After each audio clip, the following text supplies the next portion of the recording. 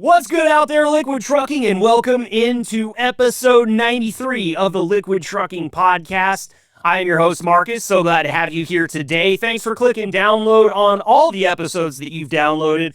You guys are the reason that we're here, so keep clicking, keep sending me your ideas, keep going over to our awesome website, podcast.liquidtrucking.com, to find out everything that we've got going on here at the Liquid Trucking Podcast. All the episodes are up there. The info's up there. You can even get yourself some merch up there right now. Some dang good-looking Liquid Trucking merch that's available on the website. I actually hooked myself up with some. Who knows? Maybe you'll see me sporting it out there at the Employee Jamboree coming up September 27th. I will be there. I will be your MC for the day. I'm very excited about it. Very excited to get to finally meet in person so many of you drivers that I've talked to for literal hours. I mean, maybe even days at this point. It's going to be a lot of fun. We got a lot of stuff planned out there. And, you know, when we plan stuff and you put a microphone in my hand, you know something is going to get said that probably shouldn't have gotten said in the first place. So we'll try to keep it family-friendly out there. As always, it's an awesome event, and Liquid's just pulling out all the stops for this one, guys. I've been in on a couple of the meetings. I know what's coming. This is going to be a lot of fun. So, and also, one of our guests from the podcast a little bit later, Mr. Matt Kliech, will be on the grill out there. So look out. Lots of good food, lots of fun times happening September 27th at the Liquid Employee Jamboree. I can't wait to get out there. But I need to clam up. This is going to be a very short intro, and you're also going to get a short outro at the end of the show because, as sometimes happens, I am living in the future right now. I know how long the two interview segments that we have are today, and this is going to be a longer episode just because we got a lot to bring you. First and foremost, we are going to sit down with Christy Choice from Tenstreet. Now, of course, if you are in the trucking industry, you've heard of Tenstreet. They have their tentacles in every single sector of the trucking industry. They do things in safety. They help with logbooks. Recruiting. There's no end to it. And without turning this into an advertisement for Tenstreet, I just want to say that we got the opportunity to meet with Christy, figured out that she's really good on the microphone, and she also has a lot of knowledge about the industry. She had an interesting path that brought her to the industry. All these things that we just are generally curious about here on the Liquid Trucking Podcast. So we're going to talk to Christy Choice here coming up in just a moment, and it's a great interview, so stay tuned for that. As I said, she's awesome. The personality is just infectious from Christy. She makes you just happy to be in the room that she's in. And I love an interview guest like that, okay? So after we talk to Chrissy, I'm going to bring in some Liquid drivers for a segment that we're calling Burning Questions. Now, I will be honest with you. It was a little bit of a Hail Mary, this segment. I wasn't sure that it was going to work, but we ended up with some awesome burning questions about the trucking industry. I got three drivers with me today, Matt Kliech, Matt MacKellar, and Mikal Duncan. And we are going to have an awesome conversation about the real burning questions that you drivers have about the trucking industry, and one that your podcast host threw together just to get the ball rolling. So it's a big episode. There's a lot coming. Time for me to shut up. One more thing about the homework. Send me an email if you've got suggestions for anything that you would like to hear on the show. Podcast@liquidtrucking.com. All right, host boy, time to shut up. Push the lips together for just a few seconds and be quiet as we welcome Christy Choice from Tenstreet here to the Liquid Trucking Podcast. Let's get to it. Welcome to the gold standard of podcasts for the gold standard of drivers. This is the Liquid Trucking Podcast with your host, Marcus Bridges.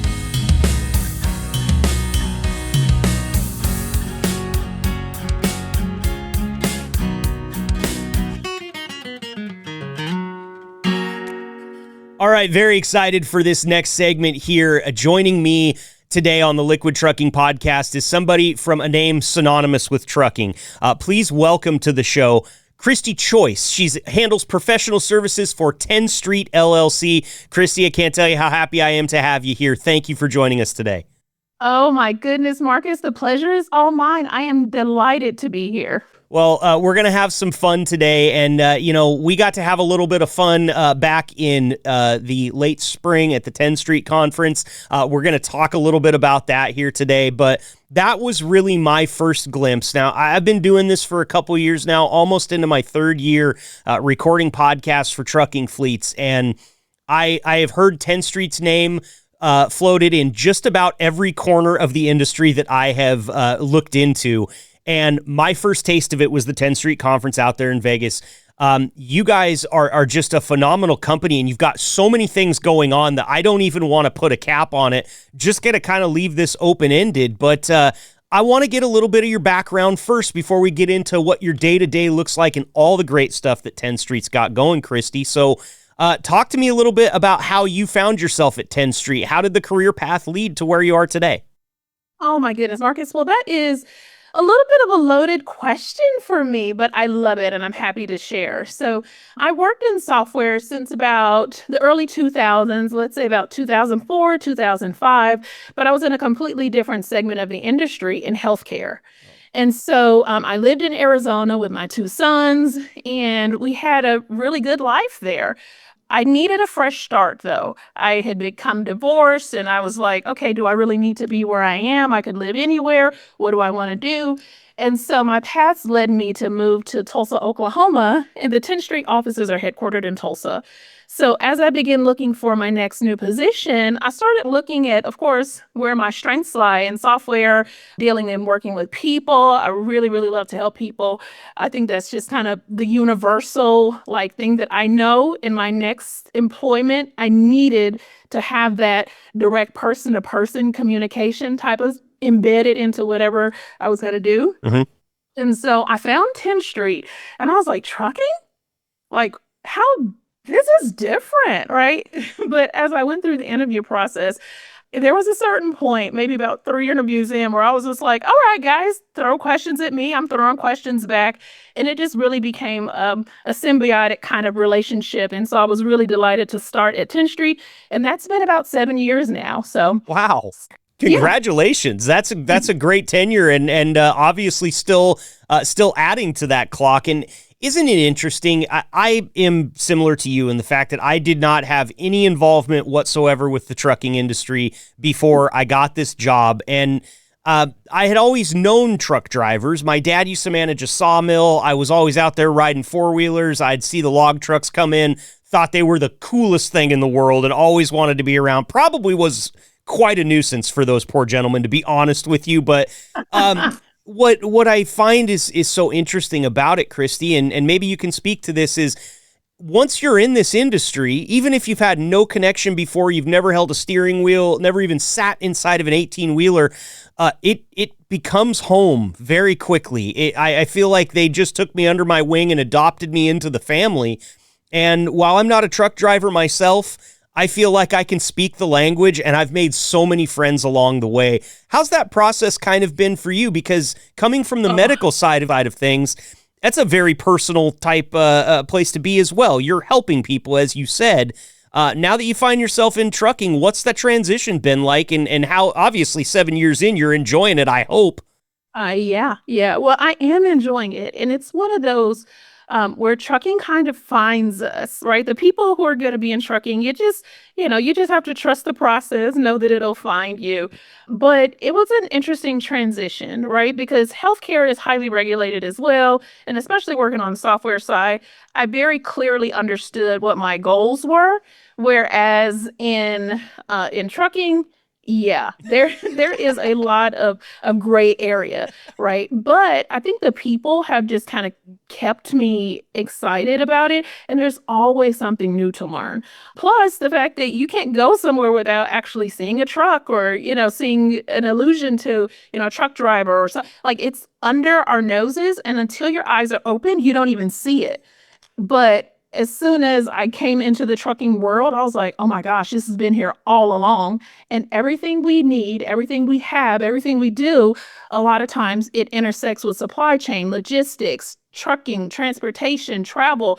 It's all around us. And so now that I'm in it, I don't know that there's any looking back, Marcus.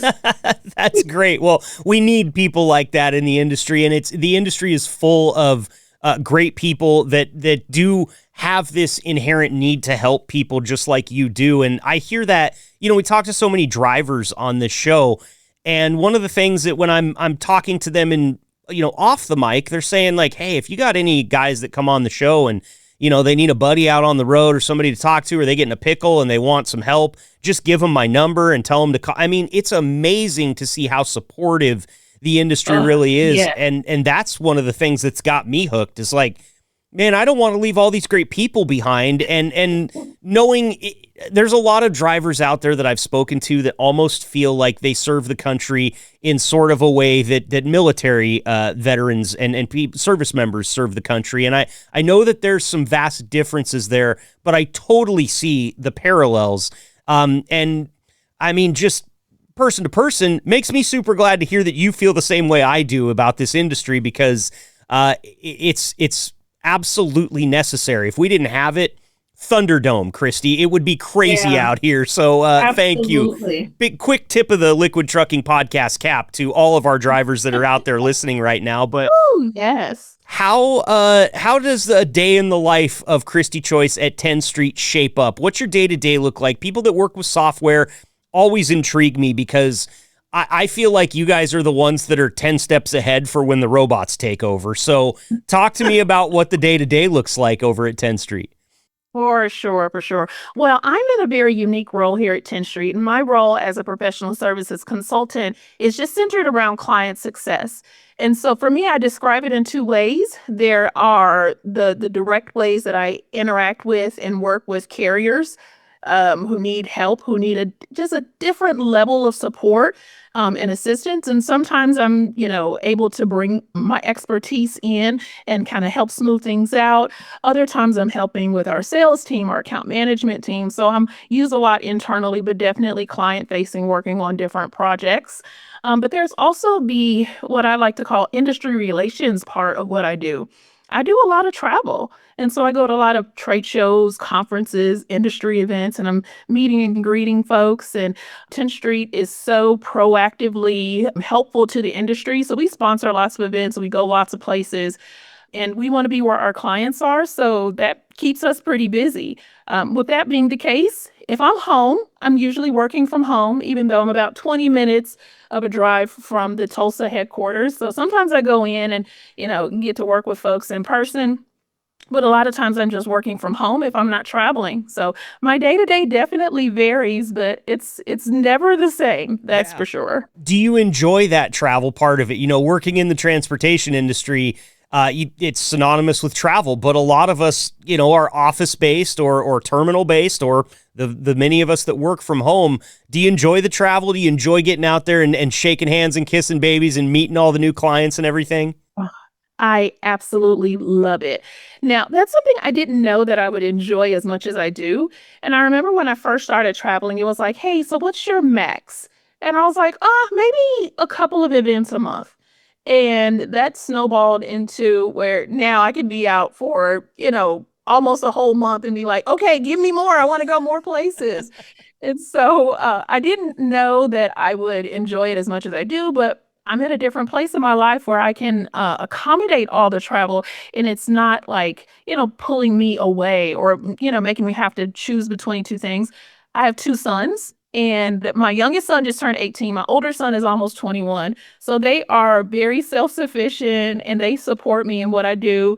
And so being able to say, hey, I don't have small young children at home. I don't have a whole lot of other responsibilities other than my animals. Right. So I can do the travel, and actually it works with my lifestyle. So I love it. That's awesome. Well, I'll put you on the spot here for a real quick one before we talk a little bit more about Tenstreet. But where's your favorite place that the job has taken you? Obviously, you get to fly to all these crazy places, meet all these new people. There's got to be one that sticks out in your mind. Okay. I think it'll be a tie between two places. And I just, I want to be fair, right? And just go with the first place that came in my mind, Key West, Florida. I understand why that would be the first place. I've never been, but the pictures just look amazing. I mean, what a cool place to go for a conference for trucking, yeah? Yeah, for sure, for sure. So Key West have had some really, really great conferences and events there. I think I just really like the beach. But then, like the other place that I immediately thought of was also Washington, D.C. Okay. So that's where lots of things happen. Of course, the ATA headquarters is there. I've been there a few times. And so I love that concrete jungle kind of vibe that D.C. gives off. Anyway, Key West or DC? That's good. I'm adding them both to my list. Two places I have never been, and I love a good beach. There's no question about that. And I'm also a bit of a history buff. You can probably kill some pretty good time in Washington, D.C. if you enjoy learning about things. Yeah. Absolutely. Never a dull moment there at all. Very cool. Well, a few of them on Capitol Hill, if you want my personal opinion, but we won't get into that, okay? No, just playing around. Yeah, exactly. I just think they should work a bit harder. That's all. Like they get these school type summer breaks all the time. I'm like, what's going on here? But you and I are working our butts off through the summer, obviously. But let's talk a little bit more about Tenstreet. Obviously, as I said off the top, very synonymous in the trucking industry and in all corners of the industry is Tenstreet, grown immensely since its inception. Can you give us some insight into recent happenings, maybe such as the purchase of Staymetrics here very recently? It seems like Tenstreet's picking them up and putting them down all the time. From your perspective, what's that look like and what's kind of new in the environment? Oh my goodness. There's always a lot of new things to talk about at Tenstreet. I think we keep growing, keep evolving, keep changing. Now, for context here, I was employee number 76 at Tenstreet, right? And so I love how collaborative we've always been and we endeavor to continue to be. And so working with the Tenstreet team has grown me, right? Because we don't grow necessarily with your title changing. You really just expand in the ways that you understand and how you're able to contribute to the success of Tenstreet. So it's a very unique place to work. And so I've grown really, really accustomed to this new way of looking at things based on, hey, what problems are we trying to solve? Where we are in the industry and how we want to grow, because we have lots of carriers that depend on us to bring them reliable solutions. And so because of that, I think in its inception, we were just an applicant tracking system, right? Just really an online platform that carriers could use to help them manage their day-to-day workflow, manage their recruiting pipeline, manage their own deliverables and communications, right? And so over the years, through these acquisitions, we've been able to stack our portfolio even more. So like you mentioned, Staymetrics, which was like a survey platform that was already doing really, really well in the industry. But by acquiring them, we've been able to create this new tools that we call like insights. So there's all of this engagement platform that we've created because we wanted the expertise of Staymetrics, right? And so by bringing that company into the fold and kind of understanding what they did really great, what they learned from being the experts in that field has really helped us to make sure that we offer carriers who depend on us the most reliable solutions that are cutting edge, up to date. So we've made quite a few of those acquisitions. So Staymetrics, there's Venomics, True Fuel, True Load Time, which is really, really cool. And then as of recently, Driver Reach. So we're always looking for ways to expand our portfolio, but it's not just because, we want to do it from a revenue or a growth standpoint. It's because carriers need the solutions that come from these acquisitions. Absolutely. And you can tell, I mentioned the Tenstreet conference in Vegas earlier this year. Just seeing all the carriers walking around and all of the vendors there, and you can tell the reason that they're paying money to go to these places and to go see these people is because they do need solutions. I mean, you can tell everybody walks up to you that's got a carrier badge on, and they are ready to hear your pitch. I don't care what it is. Throw me something and let's see if it would work for us. It's a really cool system. What about Tenstreet's venture, real quick, into the safety side of the industry? That's something that's also a little bit new, as I understand. Maybe you can catch me up there. Yeah, for sure, for sure. And I'm so glad you asked. So I get to represent Tenstreet at a lot of conferences and events as Tenstreet Safety Management Product Specialist. And so the safety management portfolio that we've been able to build over the last few years is truly revolutionary. And so if you can imagine the same dashboard, the same place, the same tools that you're using on the marketing end of things for recruiting, to manage the pipeline, to communicate with your drivers, is the very same tool that you now have to manage your driver qualification files, to start combining up those documents that you need from a compliance perspective, to manage your CSA, to manage your accident registry, to input your claims information, to even have your equipment in it. And then we have like a whole lot of like training resources for carriers to use when they need to, get those drivers trained up on how to do things the correct way, the compliant way. We have so much to offer in the safety management portfolio.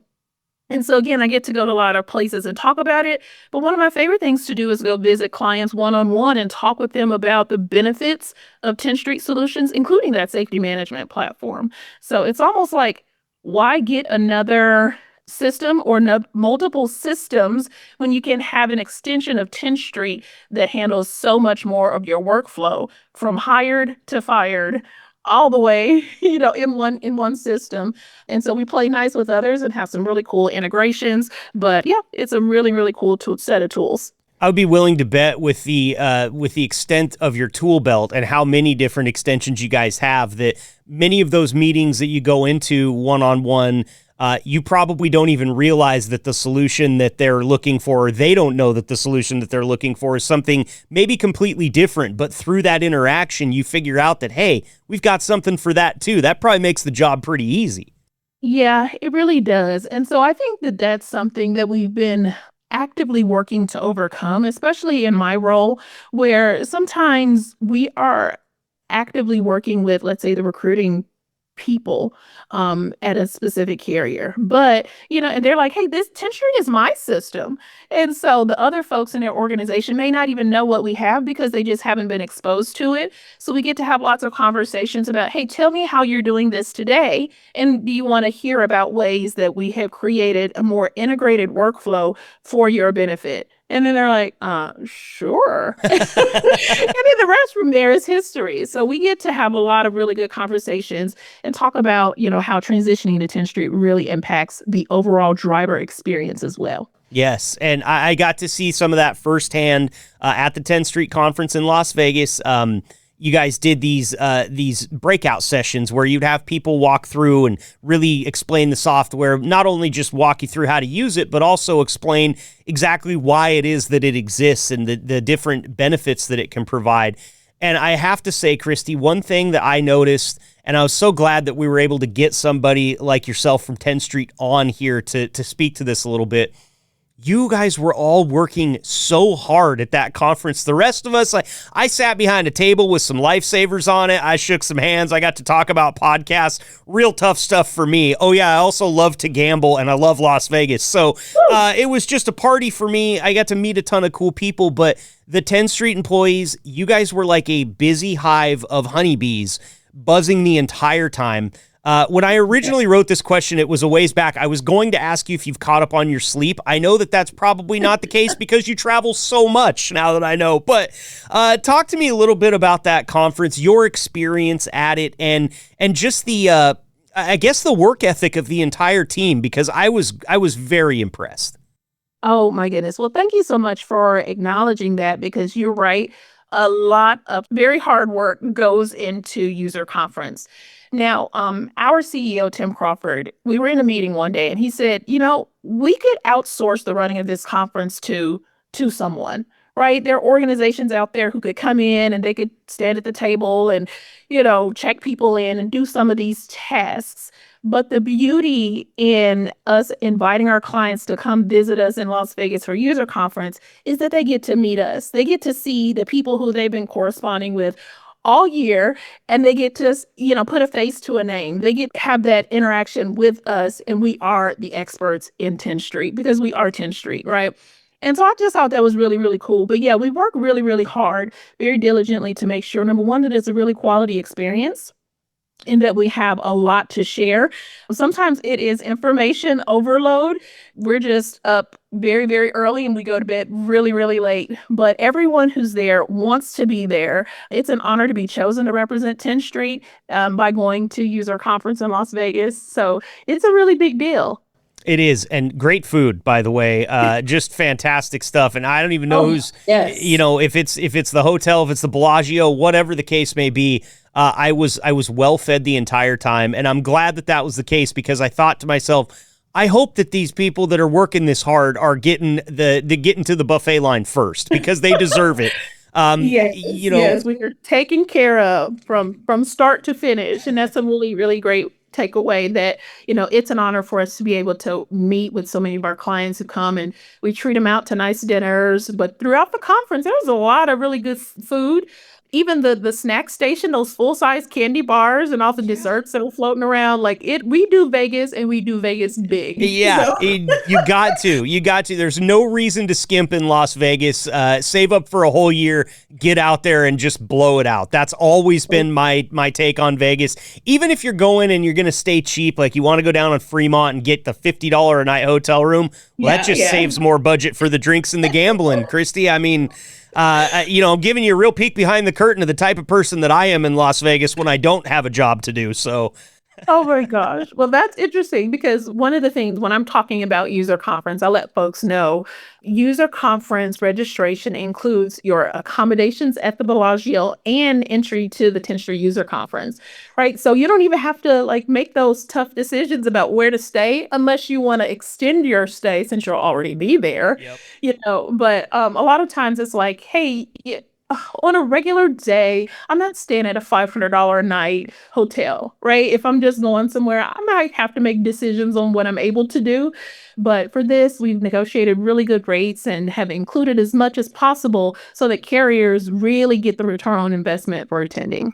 Yeah, I mean, the bathroom that I had in my room, and it was not a suite, was bigger than my studio apartment that I had in college. So fantastic accommodations. You guys know how to do it right. I love it. So, at this point in the interview, I always kind of loosen up a little bit. I've worked through most of my questions here. There is something that I want to talk to you about that I didn't write down, but I know you're going to be comfortable with it. And I have to be a little bit close to the vest here. At this point in the conversation with anybody else that I didn't have a little bit of prior knowledge about, I would say, you are a fantastic podcast interview. You're very talkative. You're very personal. You're very comfortable. Thank you. And I would say, have you ever thought about doing more of this? Now, as I said, I have some prior knowledge that I have to keep a little bit close to the vest, but you've had some practice at podcast interviews over your time with Tenstreet, haven't you? Yeah, I have. So my shoulder usually gets tapped to represent Tenstreet on different podcasts. And so I have a couple that are still kind of in post-production that have not yet been released. But I love being a guest on podcasts because I do love to talk. I love the conversation around our industry and everything that we have going on at Tenstreet. So it really is like the best of both worlds for me. And most recently, I have started my own little foray into podcasting with a couple of folks that I know and love. And so we're going to be launching our own podcast really soon. So stay tuned for the Carrier Code podcast this fall. There you go. Well, I wanted to make sure that you were the one that got to say that rather than me, because I do have a little prior knowledge. And I'm really looking forward to it. I know we're going to make a bunch of people into Christy Choice fans today, so keep your eye out for the Carrier Code podcast, because when it does launch, we'd love to get you back in here and just direct people to it so that they can go listen. It's going to be a really cool show with some great minds. And, I'm not with this show, I get to add great minds to the show. I necessarily am not that, that knowledgeable and that well-read up in the industry, but it's people like you that come on here and join us that really make the content that we produce rich and full. And I love to see that we're, the network is starting to grow here on the Liquid Trucking Podcast. I'm so happy to have you and Tenstreet and Carrier Code all as part of it now. Just big things on the horizon. And a podcast guy like myself, I've been broadcasting for almost 20 years now. I just get so pumped about this type of stuff, Chrissy. So I'm excited for you. I couldn't tell you how thrilled I am, right? Right now, I feel like it's a contained excitement. Anybody who knows me knows that my default is just excited. I get somewhere and I'm like immediately like, okay, I want to do all the things. I want to see all the people. I feel like conferences are just like family reunions, the way I get to, meet with folks. I'm like, oh my gosh, it's so good to see you again. And so having this new experience of collaborating to create a podcast has been a really exciting journey. But the idea is I go to all these conferences and all of these events, and the bar is always buzzing right after a conference, but also there's a lot of conversation that's flowing over based on, hey, what did you get out of that session? Or how do you do things over there? Or, you know what, I respectfully disagree with that point because of this. And there are times when I'm sitting there for hours just kind of taking it all in and we're going back and forth. And I'm like, what if we just dropped a mic right in the middle of some of those conversations, right? Yep. You would be able to just really glean from the insights of so many different industry experts because let's just be realistic. They're not going to all be on a panel. They're not going to all be invited to do a keynote. They're not going to all be speakers, but their opinions are really, really valid. And so in that networking and in that conversation, we learn so much. And so I'm just excited to keep that conversation going. Well, we're kindred spirits in that, right? I can't tell you how many times, and I've also come close to being the guy that has a tape recorder in his pocket all the time because I feel like so many good podcast episodes would come out of just random conversation. Yes. To everybody that I know in my personal life, if you're listening, I'm not that guy yet. I have not purchased the tape recorder, but it's hearing things like your experience there, Christy, that make me kind of think about it because you're right. I feel like in all these years, I mean, I have probably 1,000 podcast episodes under my belt at the absolute least, and then about 10 years of live 4-hour shows every single day of the week. So there's a lot of content there, and the one thing that I realize is the best thing you can do for your listeners is make them feel like they're sitting in the room with you. Maybe they can't talk. Maybe they can't take an active part of the conversation, but if your conversation is open enough to make somebody that's not a part of it feel like they're a part of it, that's all we want out of podcasts. And I am just like you. I love the art of conversation. I love to learn about people. I love to ask questions and be curious. And I love just flapping my gums, Christy. I got to be honest with you. It's not lost on me that I talk a lot. So yeah, for sure. I love the way that podcasts is sort of growing within the industry because drivers got a lot of windshield time. I've worked, sales jobs where I wasn't driving a fraction of the miles that they were, and I was bored. And through the podcast list, through the playlist, I had nothing. So, every time there's a new podcast that comes into the world of trucking, I'm excited because it's one more thing that the drivers have to listen to and pass that time out there while they're doing one of the toughest jobs on the planet, in my opinion. Yes, I totally agree. And it's so funny as you were saying that. And I was like, I would be remiss if I did not mention how much I admire, adore, and respect drivers, right? Because they are doing the heavy lifting, they're doing the hard work. And when I first started at Tenstreet, I was on like a driver facing team where I would call, drivers would call in and I would offer support and kind of assistance for them as they were using the Driver Pulse app. It's a free app for drivers, but hey, technology is hard sometimes. So sometimes they call in and would need some help.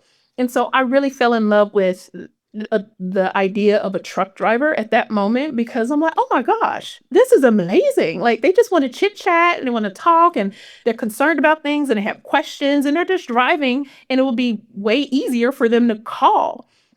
And so interestingly enough, a few weeks ago, I was in New Orleans. And so I was going to meet some friends. And so I was leaving my Airbnb, got an Uber, and I was headed over to meet him, right? And so I start making conversation with my Uber driver. And so I said, oh, are you a local to New Orleans? Because I want the real spots. I want to go where the locals go. I want to go to those bars, those restaurants, get me off of Bourbon Street, take me somewhere real, right? And so I usually get recommendations that way. Am I right? Yes, Yeah, it's a good way to do it. Now, I will say, you have to experience Bourbon Street at least once, but there's so much more to offer in New Orleans off of for Bourbon sure. Street. And For Decatur, sure. Decatur is in that conversation. Don't think you've gotten off Bourbon just because you're on Decatur. You got to go further away. Yeah, for sure.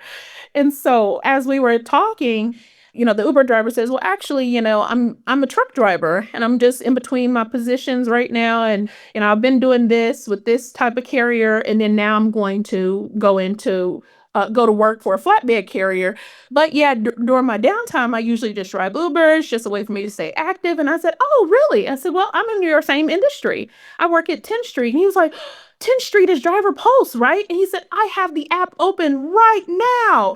And so we shared a really cool moment because I was like, okay, I work for the company that created the app that you're on right now in the industry that we both work in. How cool is that? So Ron J, if you're listening, hey, did you see? Shout Talk out. to you, definitely shout out to him. But I have so many of those stories where my job becomes real out in the world. And I love it. I love it. It's such a small world moment too, right? And the world, it feels continuously smaller every day because of how connected we are.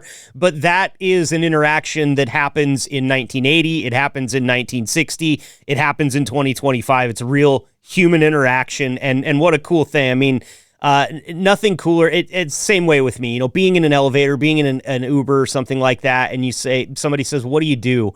I've always distilled it down because there's a lot that goes into what I do, but we could say it as I make podcasts for truck drivers. And every single person I tell that, whether it's my dad's a truck driver, I used to be a truck driver, my uncle, grandpa's, aunts, everything. It really does permeate every aspect of society. And this is kind of an interesting segue here because I did have one question that I sort of skipped over that I wanted to ask you. And I think you might have just answered it for me. The question was, what would you say your favorite part about working in the industry is? And it seems like maybe it's the drivers, but I want to go ahead and table that for you and let you give your own answer because I know that's what my answer is. So, favorite part. Well, I would just say the people. So even at carriers, when I'm working with the people who actively support and employ drivers, or if I'm working with drivers directly, the people just make it so special. I have never encountered anyone who wasn't willing to share their knowledge or their insight or their expertise. I mean, of course, there's a couple of jerks here and there, but, we can all say there's shared trauma and childhood trauma that peeks its head in as adults, right? Yep. And I'm kind of laughing as I say that. Sometimes personalities just don't mix. But by and large, the people in the industry, including drivers, just make it such a special place because of the networking, because of the sharing, because of the shared experiences. And so even the people at Tenstreet, I couldn't imagine working with any other group of such talented, hardworking people. And so I'm blessed because of that. And I know that some people are like, oh my gosh, I hate the people I work with, or I hate this, or I hate these people, make me upset. That's not my story, and I'm glad it's not. Amen to that. Yeah. Amen to that. I'm fortunate in that right as well. And I think that that's so relatable to us too, because even if you found yourself in a position where you do really like the people you work with and the people you work for, it's likely that you've worked a job that wasn't that way in the past at some point in time. We all earned our stripes waiting tables or bartending or doing janitorial work, you name it. Everybody's had that job that they hate, so I'm so glad to hear that the team has that rich of a camaraderie there at Tenstreet, and really it does show through the work that you guys do. I mean, I've said it before, but just a great group of people. And what I felt like at the Tenstreet conference, just to touch on what you said there, is anybody wearing you guys had the blue lanyards on, correct? Yes, we did. Anybody wearing the blue lanyard is my friend. I know that right off the bat. I can just walk up to that person and have a friend. So very cool stuff there. Well, Christy, I want to thank you so much for the time you've given us today. One thing that I love to do with every single guest that ever comes on the Liquid Trucking podcast is to open up a little bit of time for some final thoughts at the end of our interview here. And I'll tell you, it can be anything. We already did one shout out. If you've got family members listening, feel free to shout them out. If you want to talk about anything that I missed, because I was very excited about this conversation. So if I glossed over some things or just ran right by them, totally understandable. But I will give you as much time as you want, Christy. Again, thank you from the bottom of my heart for coming on and sharing your time with us today. And the floor is yours for final thoughts here on the Liquid Trucking Podcast. All right. Well, thank you so much for having me on, Marcus. And I think I would summarize my final thoughts in two main takeaways. Number one is to carriers. If you use Tenstreet or if you don't use Tenstreet, just know that we are here in the industry for all. Tenstreet has a very large reach, and so we're excited to be in the industry and to support carriers however we can. So if you ever have questions, please reach out to us. There are lots of times where people say things and, they're out here and they're assuming a space as an expert, and they're not us. So if you ever have any questions or concerns, reach out to us. We're happy to have any conversations that we need to with you. We're happy to support and continue to advocate with you for the better of our industry. And then the last takeaway is to drivers. Hey, y'all. I'm so glad you're here. I'm glad you're listening. If you're not already on the Driver Pulse mobile app, go ahead and get that downloaded. It's not just for drivers who are looking for their next position. It's for drivers who are also actively employed with a carrier, and it opens up lots of ways to communicate with the carrier that you're working for. So to carriers and to drivers alike, thank you for supporting Tenstreet. Thanks for listening to me. And always know that you have a friend in us at Tenstreet. She is Christy Choice, professional services consultant for Tenstreet, and soon to be the host of her very own podcast, the Carrier Code Podcast. Stay tuned for that. Again, we'll get you back in here very soon, Christy. It's been an absolute pleasure. Thank you so much for joining us today. Thanks, Marcus. You rock.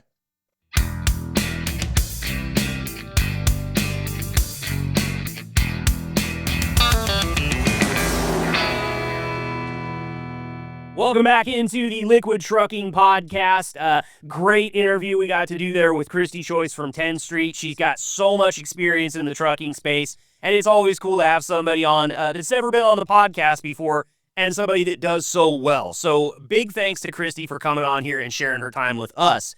Next up, I've got the opposite end of the spectrum. Christy never been on the podcast before. These next three guys have earned their stripes here on the Liquid Trucking Podcast. So please welcome to the show, Mr. Matt Kliech. Thanks for being here with us today, Matt. Thanks for having me. Good to be back. Of course, man. Going to be calling you Kliech today because I did it again. I booked two Matts. Also welcome from the Liquid Trucking family, Matt MacKellar to the program. I will be calling Kliech, and Matt, you will get to go by your name today. Oh, won't my mother be happy? Well, she'd be happy if you called me Matthew, actually, but please don't do that. Right. Does it still give you a little bit, like, if anybody ever calls me by my first and middle name, if anybody ever says Marcus Allen, I get shades of being 10 again and having done something really wrong. Right? Yep, definitely. Okay, like, what did I get up to with my brother? Yeah, yeah, exactly. Or for me, what did I do to my sister? That was, being the youngest, though, tended to get out of that stuff from time to time, but I still have that thing in the back of my head that clicks if somebody calls me that. So, and our third driver today, thank you for being here, Matt. I did want to say that before we go move on. Our third driver today is Mr. Mikal Duncan, also a vet of the show. Donut, thanks for being here, man. Appreciate your time, as always. Thank you. And as for the first and middle name thing, my first thought is, what did my sister do? Okay, good. See, She got the same name as you? No, I just knew I was the one getting in trouble. She can set you up, man. I got that a few times, too, as the little brother. Time. Yep. Oh, that's great, guys. Well, listen, today's segment, and we've got a little bit of time to fill here, not a ton, but we've never done like a burning question segment on this show before, and I thought that you guys would be a real good group to jump into this with. You've got a lot of experience, you've got a lot of insight, and you're all comfortable here sharing your opinions and thoughts on the show, because some of these questions are, I don't know, I guess they're what I would call hot button topics. I mean, I know the burning questions and hot button topics, like I kind of hate these catchphrases and these labels that we put on them, but these are questions, I guess, that I feel like when I was putting them together, I tried to put them together from the standpoint of ask a question that every driver might have input on. Might not necessarily have a concrete answer. You might not be on one side of the debate or the other concrete, but maybe you'll just have some thoughts on it. And I also want to open this segment up to you guys as well a little bit later. If you've got some burning questions that you would like to field to the other drivers that are here today, we can do that. So starting off, it's been in the news lately. We haven't talked about it a lot here on the show. So I'm going to jump right in with a big one, you guys. And here's the question in the most professional way that I could write it. And I'll expand on it a bit after. But how are recent visa policy changes affecting the trucking workforce, particularly foreign-born drivers?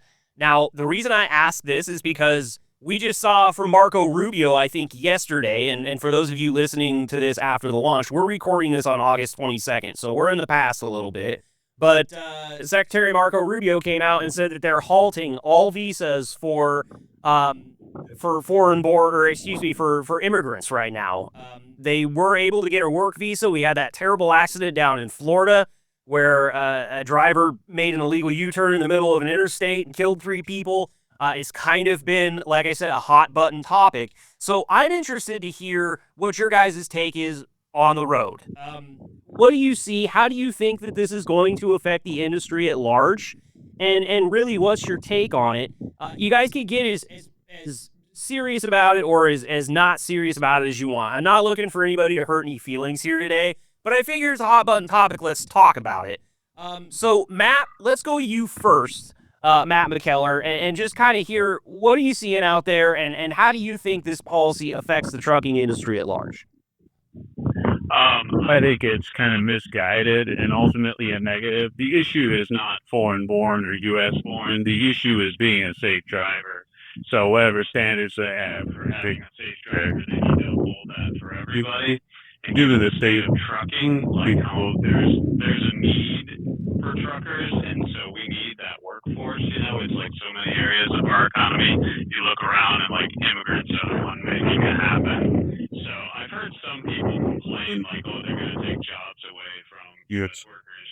You can't get a good job at trucking. There's something wrong with your driving record, Sure. And I definitely agree with you here that it's everybody needs to be upheld to the same safety standards. And that kind of makes me wonder about, how are some of these drivers and where they're born and what their nationality is and their citizenship all completely off the table. It's notwithstanding when I ask this, but how are they getting their CDLs in their pocket in the first place when they might have the mind to do, say, like what that driver did in Florida, just spin an illegal U-turn in the middle of the freeway?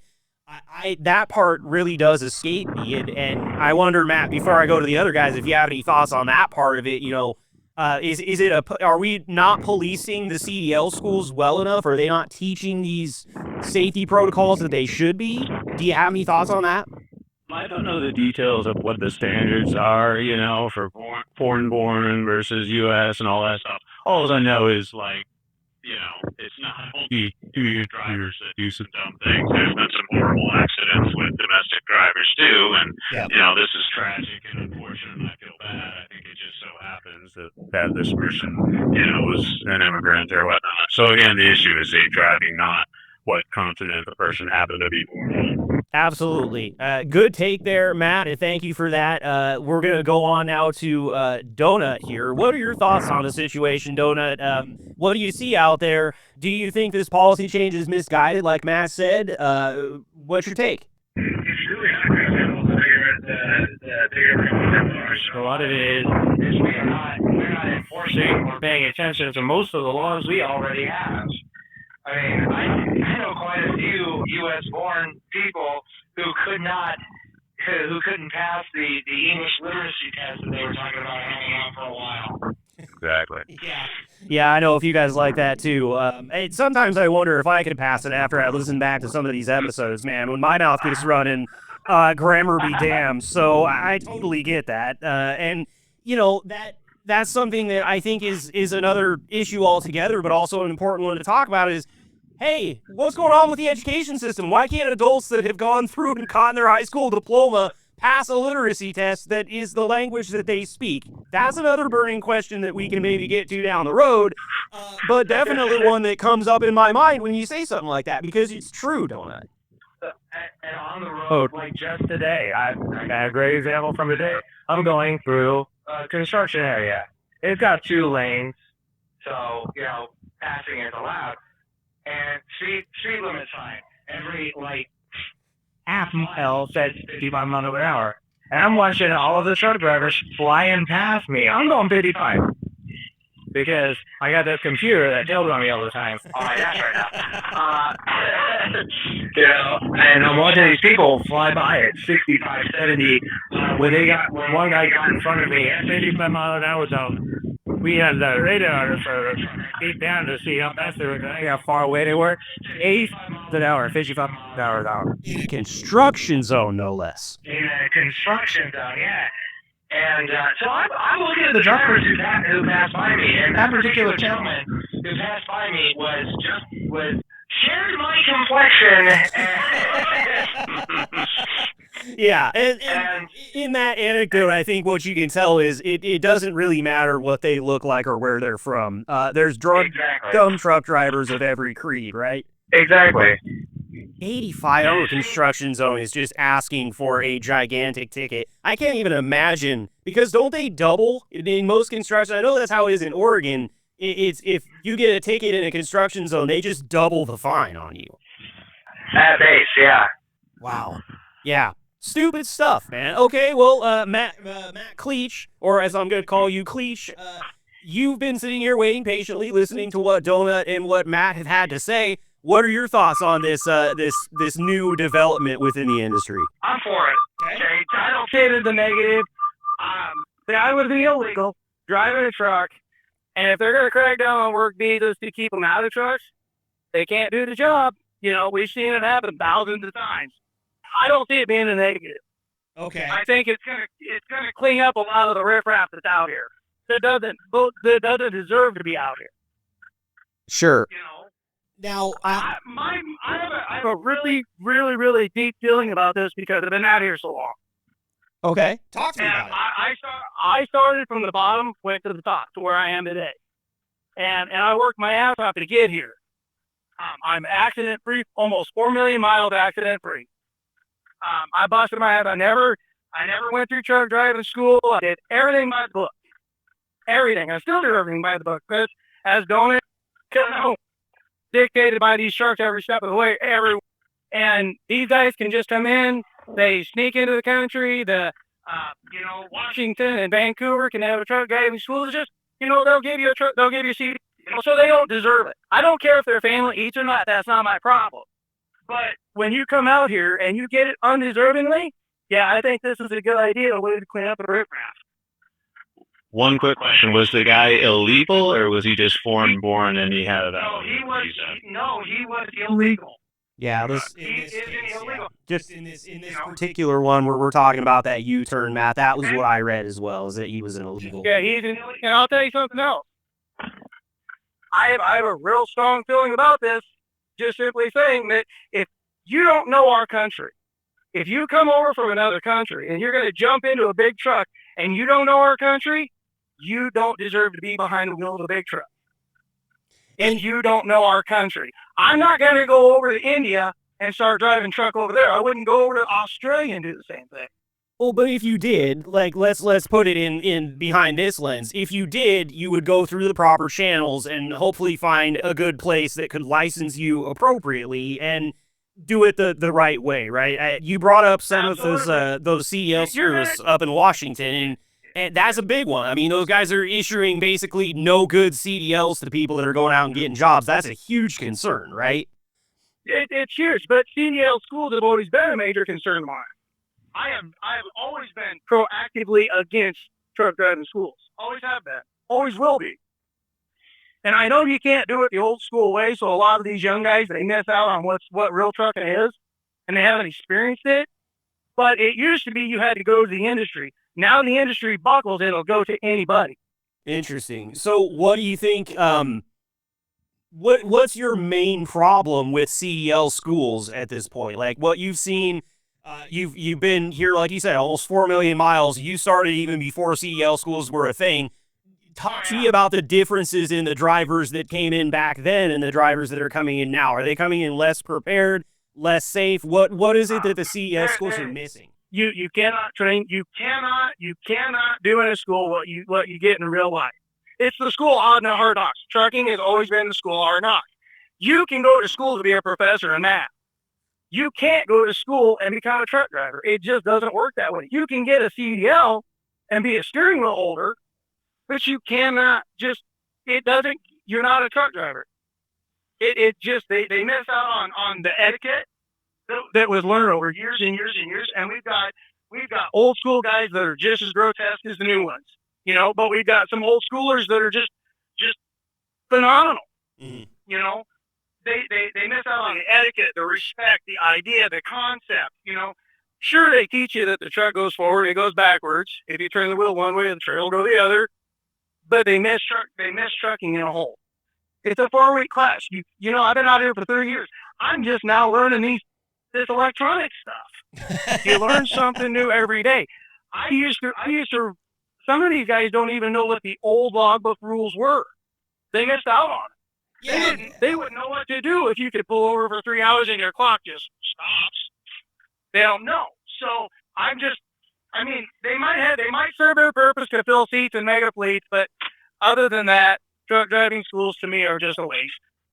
I'm interested to hear Donut and Matt's thoughts on that, especially the truck driving school part of it, because I don't know for sure, Donut or Matt MacKellar, if you guys had to go to truck driving school to get your CDLs. I'm guessing by what I think your relative age is that you probably did. So I'd be interested to hear your guys' thoughts about Matt's take on CDL schools. I'll jump in now, if you don't mind. So this is a second career for me. So even though I'm old, I've only had my CDL, my Class A, for 3.5 years. But what I did, I'd be curious your thoughts on this, Kliech. I went through company sponsor training with a different company where they take you out on the range, you practice, you get your license, and then you're out with a trainer for like 30,000 miles. So they teach you, not only safe driving, but how to do the job, like you're saying, etiquette, how to deal with shippers and receivers, how to not be a jerk at the truck stops, and all that kind of stuff. So that was my experience, and I felt that was extremely good. I didn't necessarily love the company, but I felt like the training was good, and I literally spent 3 months, with that trainer. So Right, a little bit more immersive there, and get some of that real world experience that Kliech is talking about there. It sounds like. Right, exactly. Understood. Okay, how about you, Donut? Any thoughts on this? I also went to truck driving school through my first company, and I can completely agree with. That 4-week course was not enough to prepare me to do what I do. And then I spent a month with a trainer, and I still wasn't ready. There was a remedial course at the first company I was with that I went to. I was not ready. I went to the next course, did that for another 3 weeks to a month, so a total of 3 months of training. So I'm out in the truck every day with a trainer, on the road, delivering loads and stuff, with somebody there with me, helping me get prepared to do the job. Even then, once I was out on my own, it was a little rough. I ended up leaving that company, going to a different one, and had to do their training, which went about the same way. And by the time I was done with their ER training and then going out with one of their trainers, I had enough to not be a steering wheel holder, enough to be, I wouldn't say exactly a driver, but I was capable of operating the machinery safely. So you largely, though, it kind of sounds like that in the grand scheme of things that you agree with Kliech here, in that even though you did have a little bit more immersive training, a little bit better training, you still didn't feel like you were ready to learn it. And Kliech, I guess that goes back to what you were saying. It's kind of the school of hard knocks. You got to do it in a real fashion before you can really earn those stripes. It's hard for me to sit here and say, Matt and Donut, you guys, because I'm always looking to pick on the truck driving school guys, but you guys are pretty honest about it. You know what I mean? And I gotta respect that. Not just because we work for the same company, just because you don't hear it very often. The guys say, there is a sense of it that the old school guy, might get a little bit right, and comes through and say that, and I'm just like, well, Oh, they took the argument right out of this shit. You know? I forgot to tell you guys that Kliech did tell me that he was coming in with his dukes up. He was looking to fight today, and you guys are being nice to him. So Yeah, so I'm just gonna give you the respect that you're due from just the respect that you're due. Can't take it from you when you say it like you do. Well, and let's be honest here. I've said this a bunch of times. This isn't the only trucking fleet I've ever worked with or for. And I do feel like very deep down in my heart, there's a very special group of drivers here at Liquid Trucking. Largely, you guys are more respectful and more, how should I put this? Just, you're happier. On a random day, if I pick you out to give you a call or shoot you a text message, you guys seem to just be in good spirits. And I think that comes from having a job that you probably like and working for a company that you feel like takes care of you and treats you well. But you guys are always very respectful of one another, and especially here on the podcast. And I greatly appreciate that. And that's why I feel like we can do segments like this, is because I'm not actually going to have to diffuse a fight. You guys are more likely to jab each other and laugh about it than you are to actually piss one another off, You piss me off all the time, but each other, you guys are great too.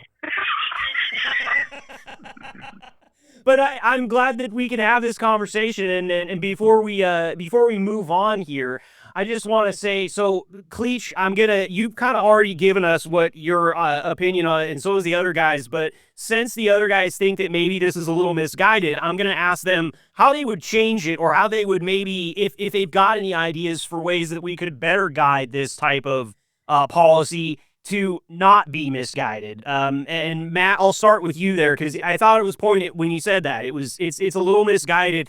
I think this type of legislation could maybe sweep up people that it doesn't intend to. And maybe that's where you were going with it. Any ideas from that standpoint?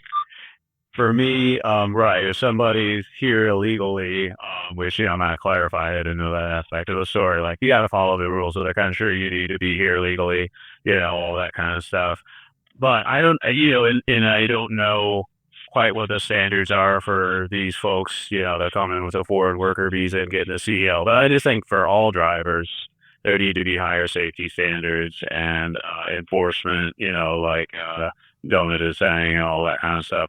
Again, I think the issue is following the laws that exist, whether they're immigration or safe driving laws, and making sure those are taught and enforced. And, somebody's nationality is not relevant to that. And Kliech makes a good point too. Like, you need to be familiar with the country and how things work. Like, I've driven a car over in Scotland and New Zealand and all that, and there is a learning curve.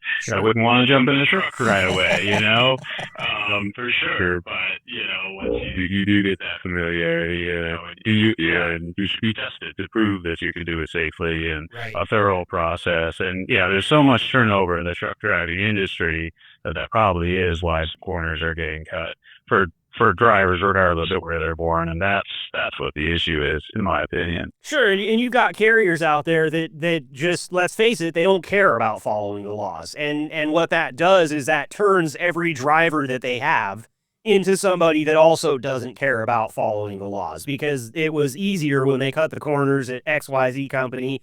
And when they shut XYZ company down for having a terrible safety record and, no insurance or whatever it is, there's just going to be another company that opens up that doesn't care about following the laws. And really, that's what we've got to worry about, right? Is these ones that are willing to just kind of wanton break the law because it's going to make them more money and do it over and over and over again.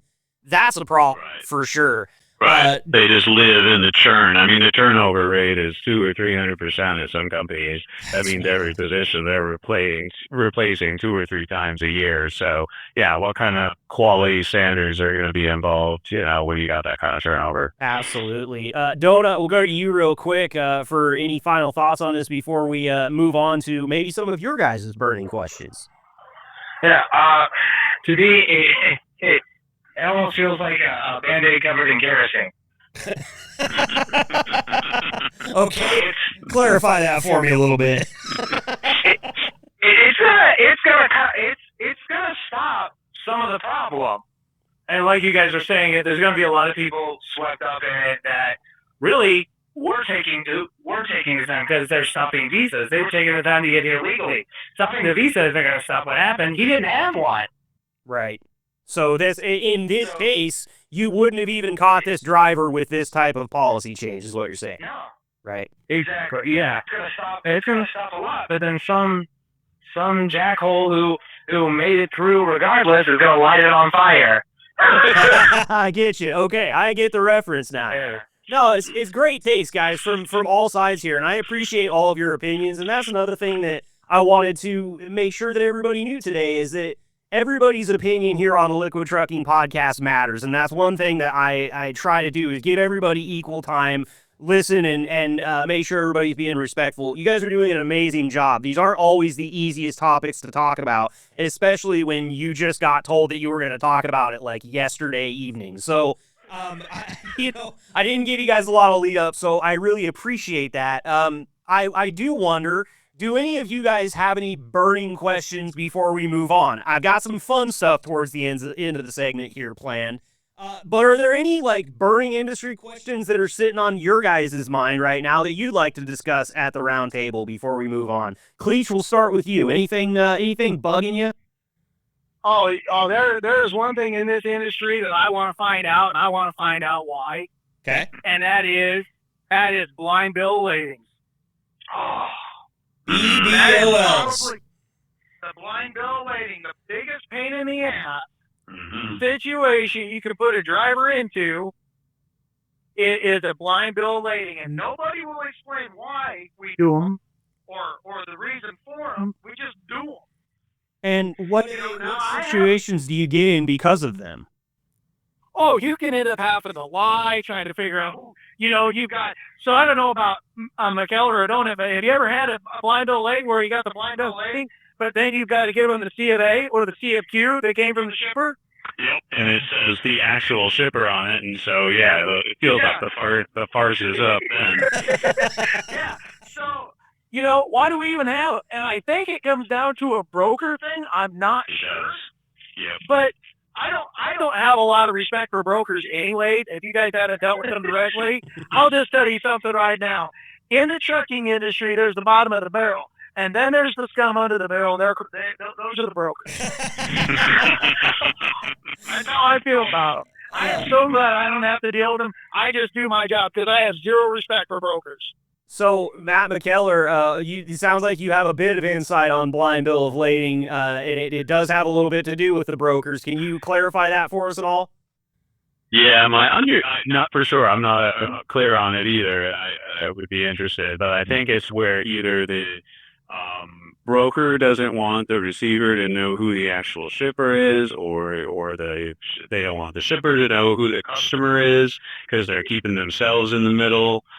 It's something like that, and you do end up in these kind of shades of gray situations. What's the password? It's New England clam chowder. Is that the red or the white? I always forget that. How about you, Donut? Any insight on the blind bill of ladings? You ever gone through it? Has it put you in a pickle before? It's dicey. I've done it, and the way I've understood it, the few times I've done it, is a separate company that usually all it is a brick and mortar building with a bunch of people in an office. They buy the load and have a contract with the receiver that they're the only ones who provide it. So you go over here to ABC, pick up, the product, but the receiver can only buy through company 12 over here. Until company 12 buys the load from ABC, you get it from ABC, company 12 sends you paperwork, you deliver under company 12's name. Man. But you use ABC's C of A. Occasionally, company 12 will, you have to send company 12 the C of A from ABC, and company 12 reissues the exact same C of A on their stationery. I tell you And this. that's actually better when they do that because at least everything matches and you're not in the situation Kliech is talking about where your bill of lading says company A, B, and C, but your C of A says AG processing. Yeah.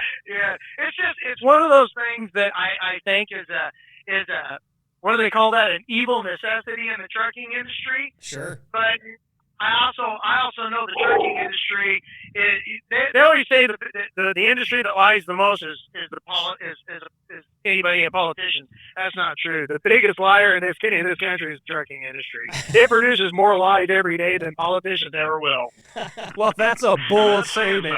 Yeah, that's a real bold statement, man, because politicians have been lying as long as time's been moving. So, yeah. So, okay, well, great burning question there, Kliech. I will definitely, the other thing I like to do here with the burning questions is if you guys ask something that we can't answer amongst all of us, I'll run it up the ladder and see what kind of answers I can get. And that one, let's do a segment about blind bill of lading with somebody that can actually explain what the hell's going on. Because that onslaught of initials you guys just threw at me has me so discombobulated right now.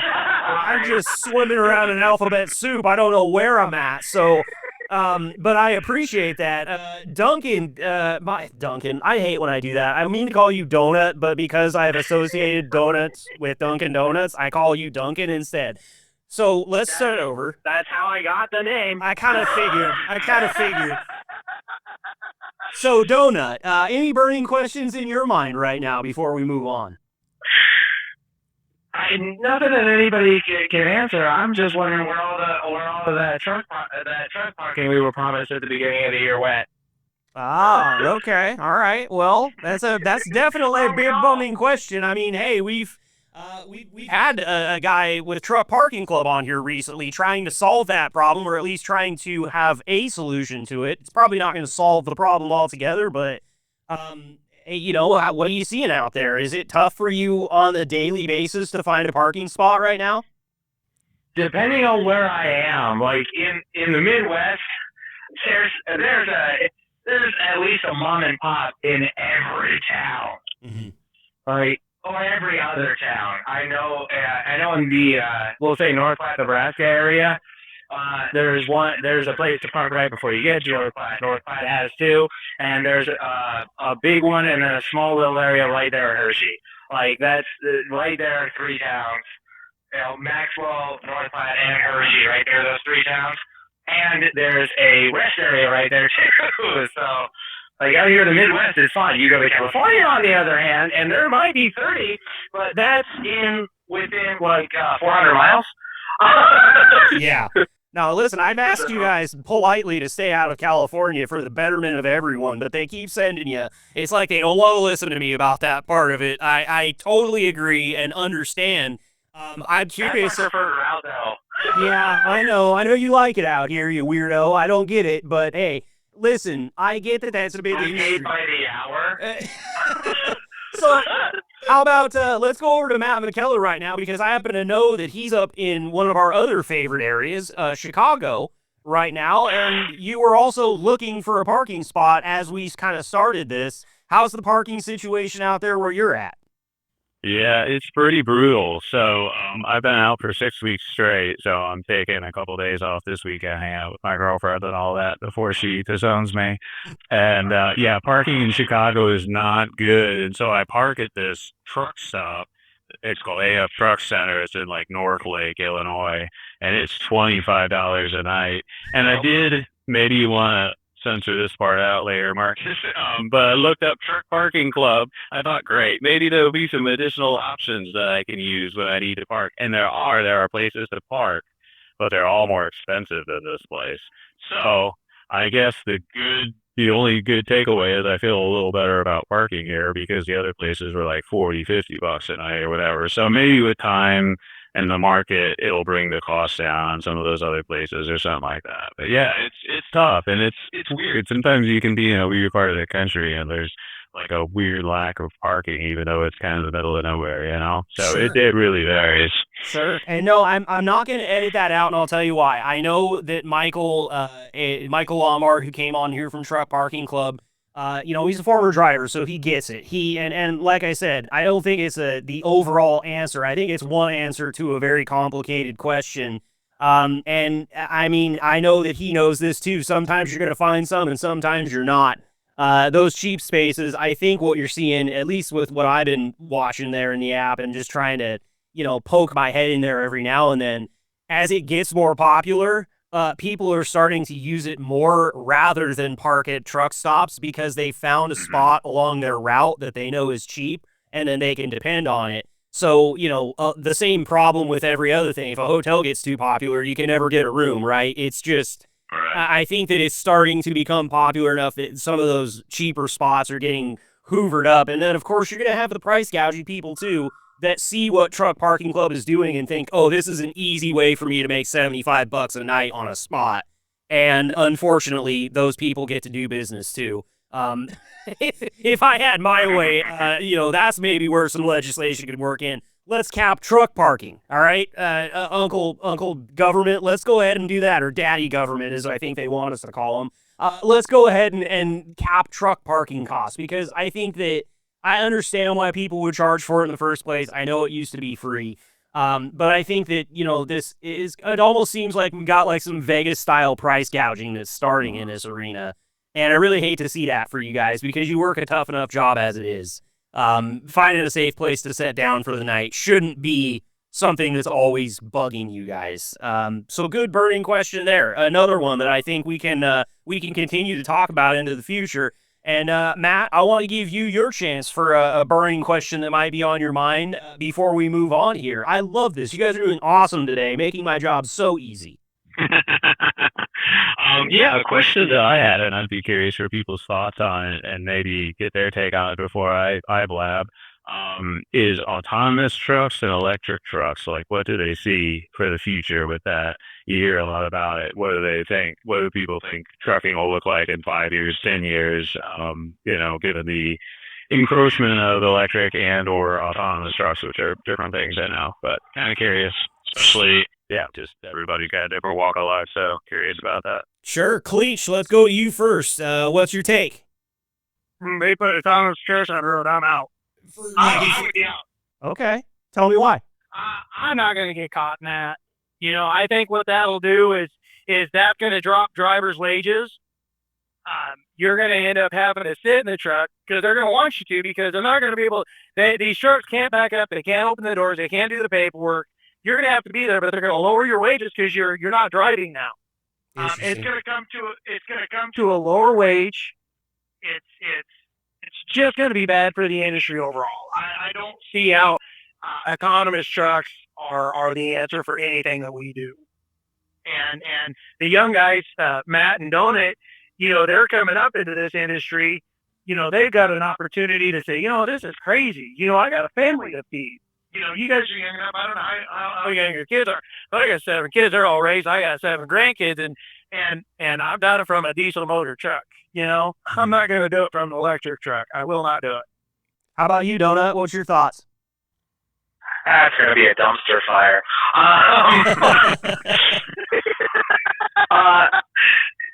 We've seen it. They've done tests with autonomous trucks. They've done tests with autonomous buses, and they took out half a city block.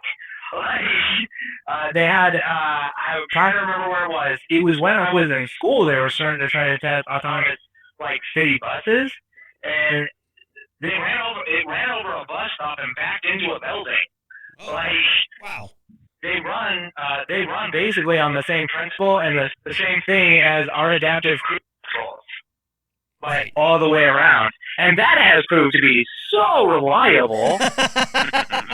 An adaptive cruise control that steps on its brakes when it wants to. Yeah. That's comforting. To a bridge. Hey, it sets some high wind up in there. You gotta let it do its work, you guys. But no, it's interesting relation, because that is one thing I hear drivers complain about is the automation that they deal with in their own trucks. Now, sometimes it gives you some false positives there. So interesting take for sure. And the electric trucks that they've been testing, they're good for short haul. What we do. Sure. They can't run a pump. No. and there's certainly not gonna. Well, I mean, with an actual driver in the seat in an electric truck, you're good for short haul, like local stuff, because the charge doesn't last long enough to do a long haul like we're doing. Mm-hmm. And the most recent cab that I have seen for for the electric trucks, no, no. It won't catch you dead in that thing, huh? No, they have like a barely a fold out jump seat for a possible passenger who's in the back behind you. Your seat is in the center of the vehicle. Well, and where are you sleeping? That's some real Star Wars shit. They've got plenty of coat hangers on the back. Well, that's good. That's good. But nowhere to sleep. Interesting. Okay, well, so now I want to hear from you, Matt. This was your burning question. Now that you've heard from Kliech and Donut, kind of what's your take on it? Yeah, I appreciate hearing from them. My take is similar with the autonomous trucks. Like, you know, my collision avoidance goes off most of the time when I go under a bridge. And a lot of times it's just a warning on the dash. But I actually was going through a small town the other week and they had this big banner over Main Street because they're having some town fair or something that weekend. And my truck took over and did a hard braking maneuver in the middle of the street because it thought that banner was something I was going to hit, you know. So I had plenty of clearance and all that kind of stuff. So, you know, I recognize the role in like the lane departure that we have and all that kind of stuff. But the lane departure is wrong probably 50% of the time. It picks up some strip in the concrete and thinks that's the lane marker.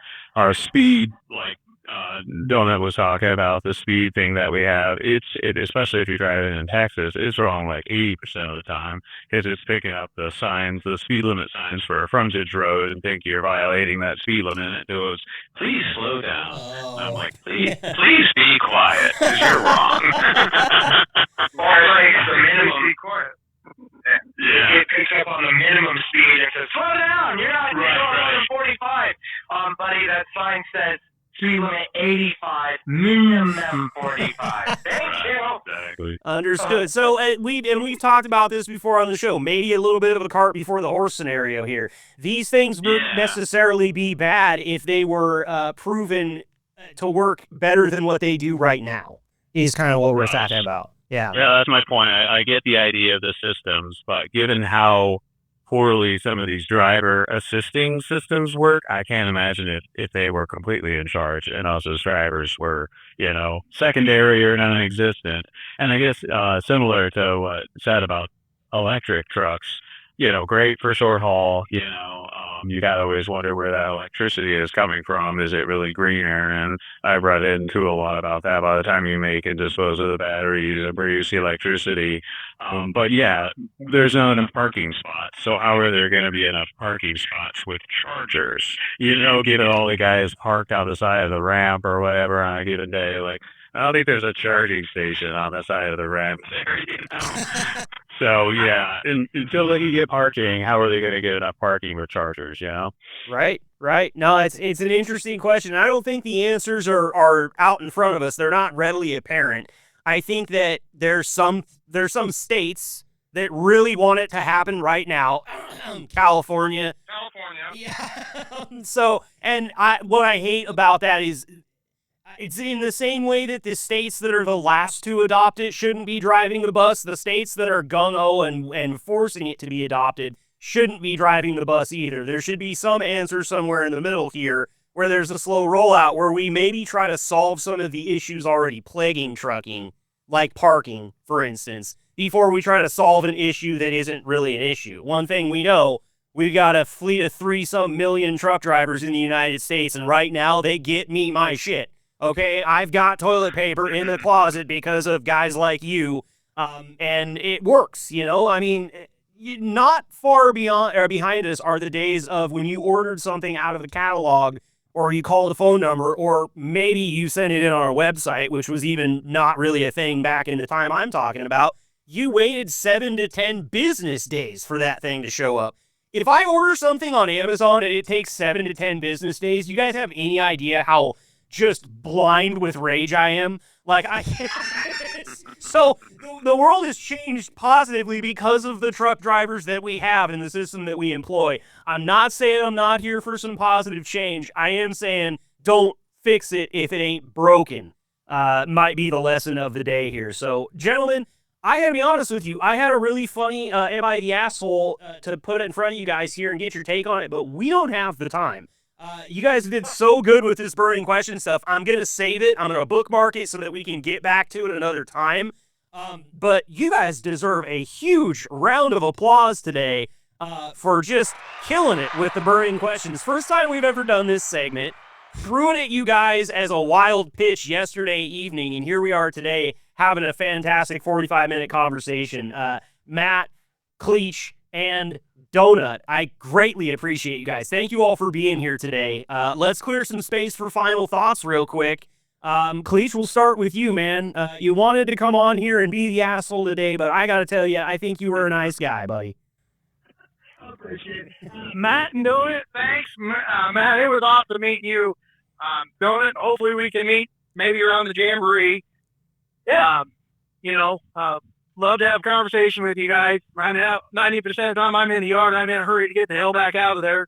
I'm going to try to sit around. But it was good being on with you guys, Marcus. I appreciate the invite. And guys, just keep the dirty side down and don't let that driver right lady in there keep telling you to slow down. She's just running her jabber jaws. Thank you, Matt Kliech. Always a pleasure, man. Always a pleasure to have you on. How about you, Donut? Final thoughts from you today, sir? That's it. My face not working. I don't know. With the by Diego, we didn't get back to that today. I'd love So if we could do like a periodic every now and again, just do a whole episode full of that and like make it a running series in here. Like every I don't know, 10 episodes we haven't. And I will happily be on every single one. I love that idea. And here's what I'll say to those of you out there listening. If you have a scenario where you're wondering if you were the asshole, I am a great judge of such things. So send them to me. podcast@liquidtrucking.com. I would love to air out your dirty laundry on the podcast and field it to some drivers to see if they think you were the asshole. Hey, it happened to me. I did my Am I the Asshole on the air when that guy was rubbing his leg next to me in Vegas. And, a little bit red in the face after that whole thing, but it's okay. That's why we're here. We're all friends. We're here to talk it out with you. And I love the idea, Donut, so I'm going to lean into that as best I can. Please, drivers, send me your scenarios. If nothing else, I would love to read them and just be entertained. So, great idea there. And final thoughts now from you, Matt MacKellar. Thank you for being here today. Yeah, for sure. I appreciate the conversation, and my nature is just to state what I think, in my opinion, but it's just my thoughts and my opinion. I appreciate hearing from other people straight up what they think, and that's how we learn. And I feel like that's a lost art these days. Everybody's so easily offended or whatnot. We just need to be able to have straight up conversations and give each other a fair hearing and try to learn something, and neither shy away from hard discussions, but also no reason to turn it into a fight or anything ugly. Like it doesn't have to be that way. And I think our discussion today is a good example of that. I agree with you, and I agree with you on both fronts. I think that the art of conversation is a dying art, unfortunately. A lot of our conversations take place in a couple of sentences and fired off in a text message now. Boy, that's scary when you do it for a living. So let's keep this art of the conversation alive here on the Liquid Trucking Podcast with more awesome interviews like we had today. Matt, and Michael, I appreciate you guys all. Please be safe out there. We'll get you back on soon, and we will get around to Am I the Asshole, I promise. You guys be good, okay? We'll talk to you next time. Thanks, Marcus. Thank you. Good to be here.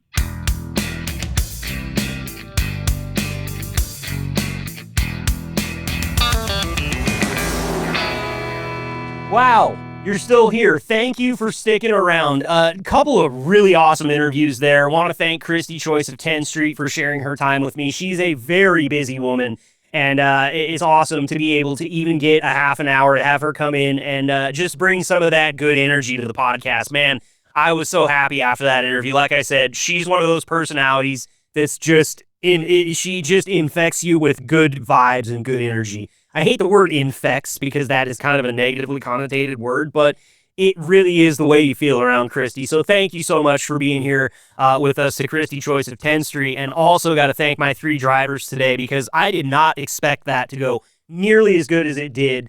And, maybe what we're seeing here is the fact that some of you drivers that come on this show frequently are very comfortable here on the podcast. These weren't easy things to discuss, and I kind of picked a topic with my question that could be very divisive, and it could easily lead to that thing that you see on the internet where people are just fighting for the sake of fighting. We didn't get to that ever. We had a thoughtful conversation where everybody shared their opinions, and questions were asked around the table to see what people's thoughts were. I thought that was very constructive, and I thought that we got to talk about some of the things that I know are constantly on your guys' mind as you're out there putting miles behind you. So if you want to take part in a burning questions segment, definitely hit me up. podcast@liquidtrucking.com. I don't know when the next one will come around, but we'll have them. It's definitely proven to me after just one segment that that's something we could do with all of you drivers that want to come onto the podcast and field a question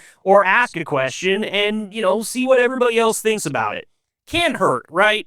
It can't hurt unless we all start calling each other names and the conversation devolves into an all-out brawl. But that's why they pay me the medium bucks, is so that I can get out here and try to kind of guide things away from that. Didn't really have to do that today. It wasn't a skill that I needed to put into practice, but I understand if we ask tough questions, sometimes it might.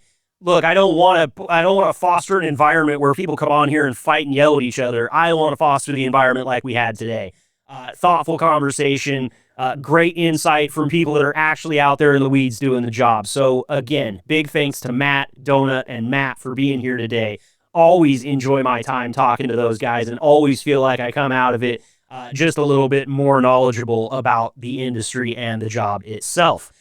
That's going to wrap it up for episode 93. Finally, I know you guys are sitting here tapping your foot like, dude, I normally got you for an hour. You've been talking for almost 2. I get it. I'm sorry. But when we got so much good stuff, I can't tell Mike to go slicing it up like a ninja. I mean, he is my audio ninja, but when stuff's good, I don't want to make him work that hard. I'd like to see the guy take a little bit of a break, maybe get a wrist massage from the carpal tunnel because I know he's working that mouse like you can't believe. So, sorry for the long episode today, but you know what? You got it. So, just deal with it. I feel like it's a good thing for most people. I'm always looking for my podcast episodes to be longer, but again, that's why they pay me the medium bucks. I'm Marcus. This has been the Liquid Trucking Podcast, episode 93, and it is now officially in the books. We will see you next week for episode 94. Keep the shiny side up and stay safe out there, Liquid Trucking.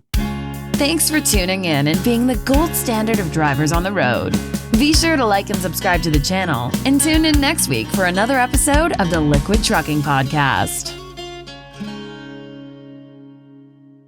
Interested in finding out more about what it takes to bring a podcast like the Liquid Trucking Podcast to your fleet?